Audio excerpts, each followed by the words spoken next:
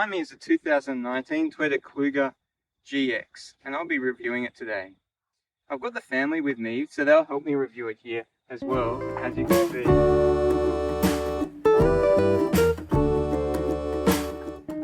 So looking from the outside of the Kluger, it's really hard to get a car that can be practical and also look good. And with these 7-seaters, there's not too many good looking 7-seaters. I actually don't mind this. They've done an okay job, but they've done the best job they can do.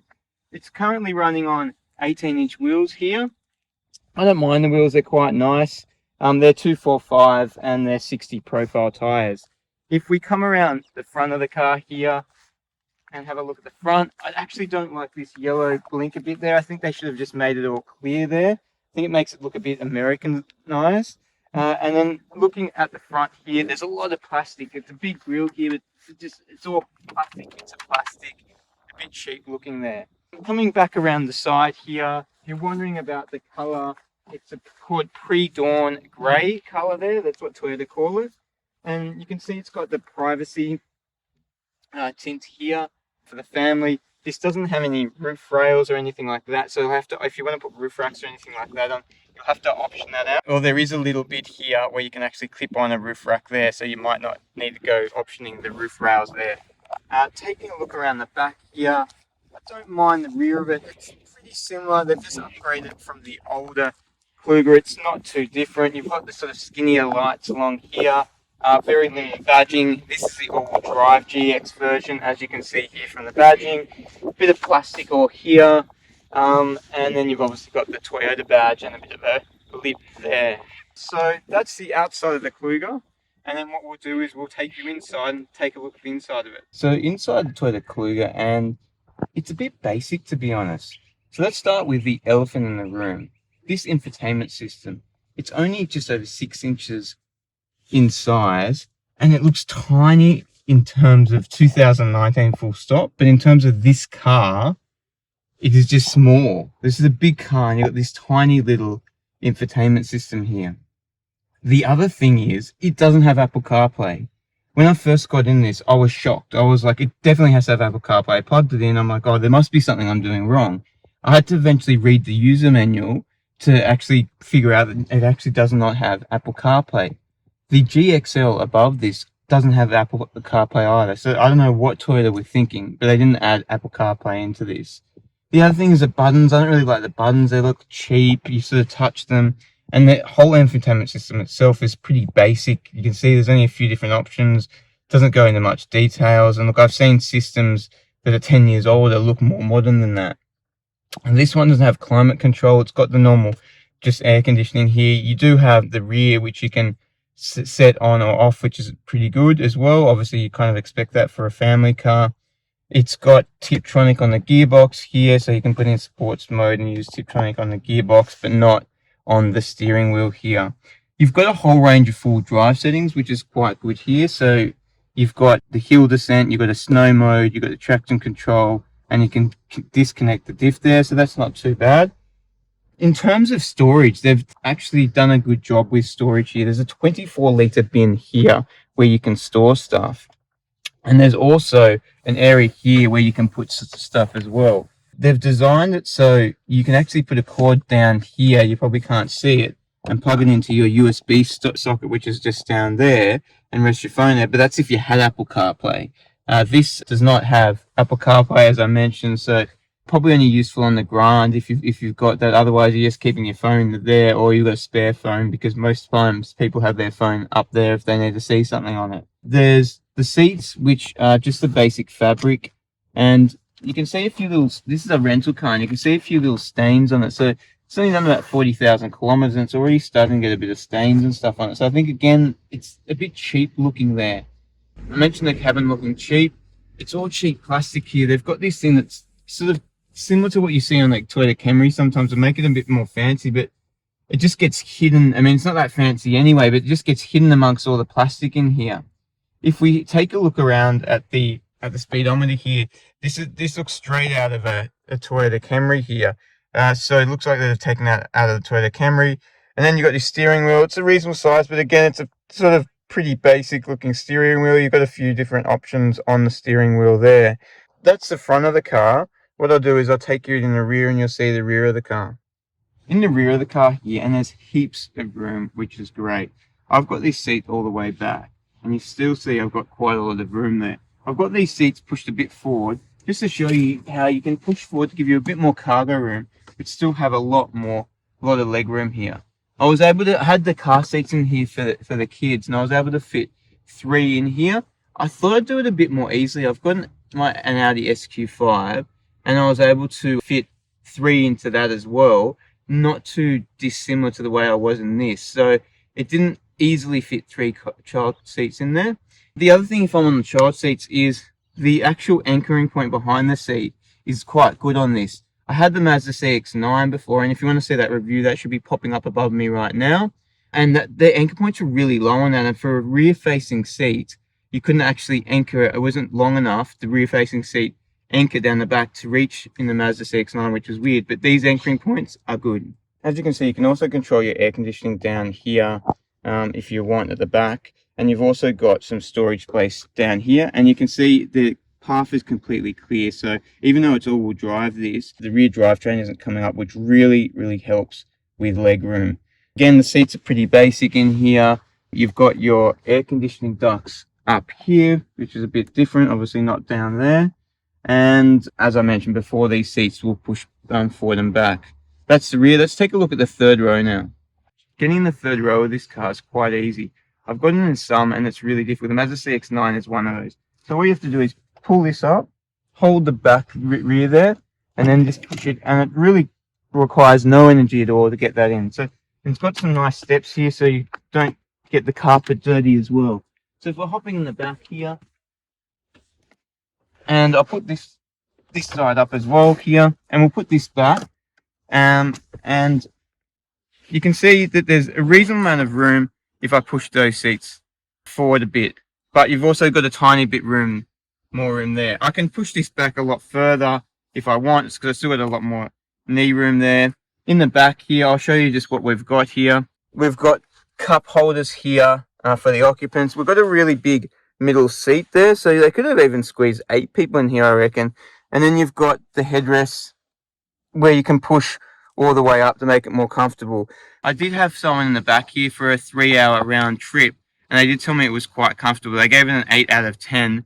That was an adult, so it's not too bad in the back here, and you can deal with it over a long trip. It's one of the more comfortable third rows that I've been in before. All right, let's go check out the boot space. The boot space in this Toyota Kluger is quite big, as you can see. I'm actually surprised that Toyota say it's only 529 litres, but it feels and looks a lot bigger than that. As I mentioned before, you can push those seats forward to give you a bit more space. This one's a tiny bit forward, and you can see you've got even extra space there, but you can push it even further, and the people in that second row will still have a lot of leg room. So you'll definitely get more than that 529 litres if you need it.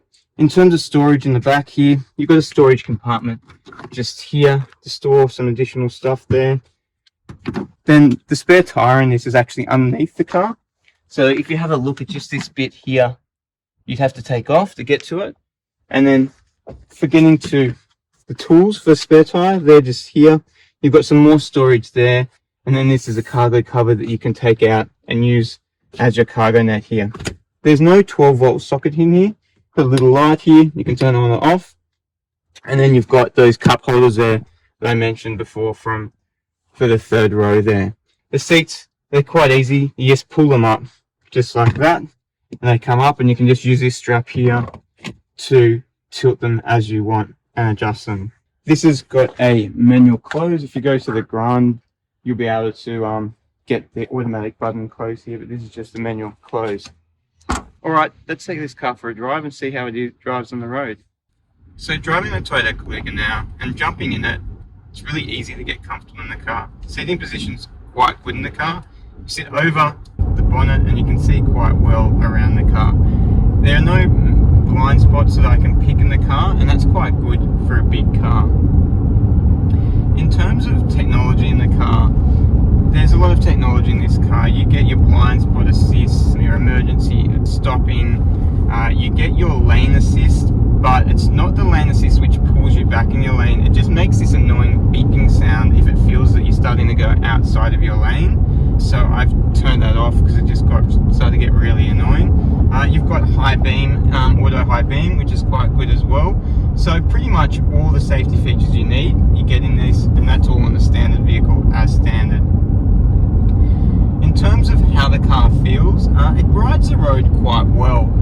To be honest, saying that, I was expecting to ride even better. I've driven the older version Kluger before, and it was really smooth, and this is as smooth as that. I just thought this would be a level up, but it does ride the potholes quite well, and then once you get on the highway, it's quite smooth. We're driving now at around 90 kilometers an hour, and you can probably hear there is still a bit of noise in the cabin. It's not the quietest cabin ever. I'd say the Mazda CX-9 is definitely a quieter cabin than this, but it's still a pleasant place to be.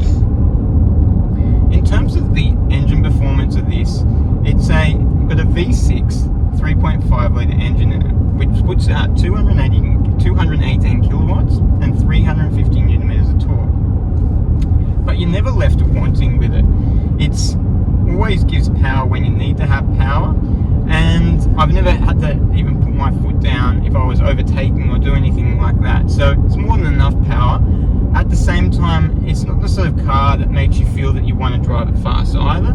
So you can be more than happy driving the family around without feeling the need to put your foot down at all, because it's not really that sort of sporty car. In terms of handling, well, it is quite high. It rides quite high. You probably saw that when I was showing you the exterior of the car. And because of that, around turns, as soon as you start to put a bit of steering lock on the wheel, you do notice it roll around the turns, and if you're trying to push it around turns, then it will roll on you and you will start to lose a bit of confidence in it. In terms of the stereo system on this, I was quite disappointed with the stereo system in this. It seems quite lacking. I know with the Kluger Grand you could get an upgraded version of it and that would be a lot better, but just the standard system I thought would be better than it is. It's got very little bass, very little quality to it. The fuel consumption in this, Toyota say, is 9.5 litres per 100 kilometres.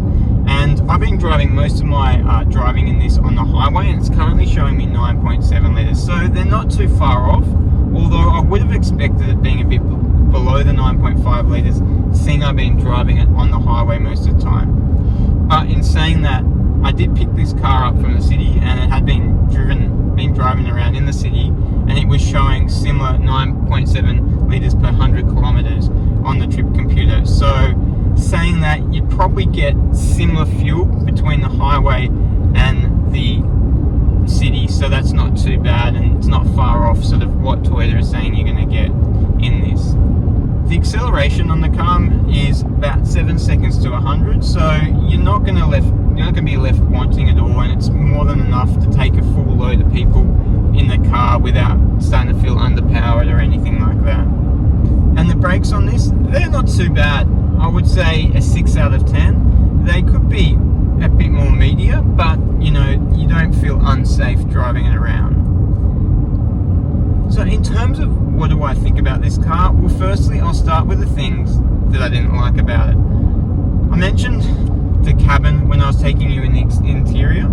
I just think it's really basic. I mentioned the screen is way too small for such a big car, and just not having Apple CarPlay in a 2019 car, I don't know, it's beyond me. I'm not sure what was Toyota thinking there.